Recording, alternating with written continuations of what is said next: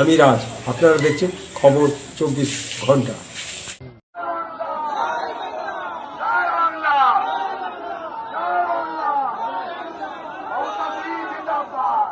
এখন 13 বছর ধরে তো একটা দল করেছে, ঠিক আছে, সেই জায়গায় দাঁড়িয়ে 13 বছর আগে যখন দলটা আমরা শুরু করেছিলাম তখন যে সকল চিন্তাধারাগুলো ছিল সেই সকল চিন্তাধারাগুলো গ্রহণ করে আমরা দলটা শুরু করেছিলাম।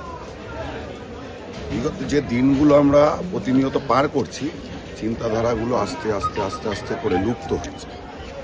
আজকে দলটার সঙ্গে দলের যে প্রকৃত চিন্তাধারা সেই চিন্তাধারা নেই।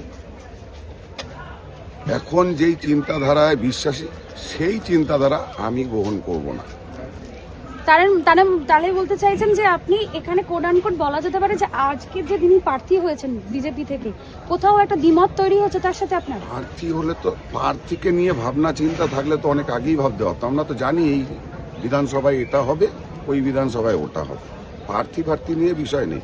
তাহলে এই যে মিডিল পোরশনে গিয়ে আপনাকে তাহলে দল ছাড়তে হলো কেন? খালি হাতে মামাটি মানুষের দলে ঢুকেছি, ঠিক আছে। তো এইসব প্রার্থী নিয়ে অনেকে বলছে আপনি কোথাও একটা চাপে পড়ে দল পরিবর্তন যে করেছেন। দলটা করতাম সেই দলের কোনো নেতা বলতে পারবে না যে সুরেশ সাউ একটা টিকিটের জন্য দাবি জানিয়েছে।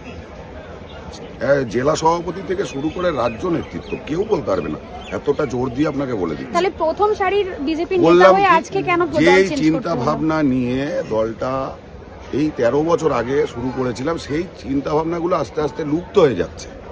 যদি